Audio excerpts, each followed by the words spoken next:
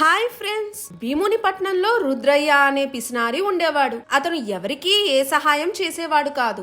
ఎప్పుడూ ఇంకా ఎక్కువ డబ్బులు సంపాదించడం ఎలా అని ఆలోచిస్తూ ఉండేవాడు. అతని ఇంటి ముందు వీధిలో ఒక పెద్ద చెట్టు ఉండేది. తన ఇంటి ముందు ఉండడం వలన ఆ చెట్టు కూడా తనదేనని భావించేవాడు రుద్రయ్య. ఒక రోజు ఆ ఊరికి కొత్తగా వచ్చిన సాంబయ్య దారిన పోతూ ఎండగా ఉందని రుద్రయ్య ఇంటి ముందున్న చెట్టు కింద విశ్రాంతి తీసుకున్నాడు. ఇంతలో రుద్రయ్య బయటకు వచ్చి, ఈ చెట్టు నాది, దాని కింద కూర్చోడానికి వీల్లేదు అన్నాడు. ఆ ఊరివారు రుద్రయ్య గురించి సాంబయ్యకు ముందే చెప్పారు. అయితే ప్రత్యక్షంగా అతని ప్రవర్తనను చూసింది ఇప్పుడే. రుద్రయ్యకు బుద్ధి చెప్పాలని నిర్ణయించుకున్నాడు సాంబయ్య. అతనితో, నీ చెట్టు నీడను నేను కొనదలుచుకున్నాను, అమ్ముతావా అని అడిగాడు. నీడ అమ్మి కూడా డబ్బులు సంపాదించవచ్చని రుద్రయ్య చాలా ఆనందించాడు. డబ్బులు తీసుకుని నీడను ఎప్పుడైనా వాడుకోవచ్చని అనుమతించాడు. సాంబయ్య రోజు తన స్నేహితులతో చెట్టు నీడలో కూర్చోవడం మొదలుపెట్టాడు. తన ఆవులను మేకలను కూడా చెట్టుకు కట్టడం మొదలుపెట్టాడు. సాయంత్రం అయ్యేసరికి లేదా తెల్లవారు సమయంలో చెట్టు నీడ రుద్రయ్య ఇంటి వాకిట్లో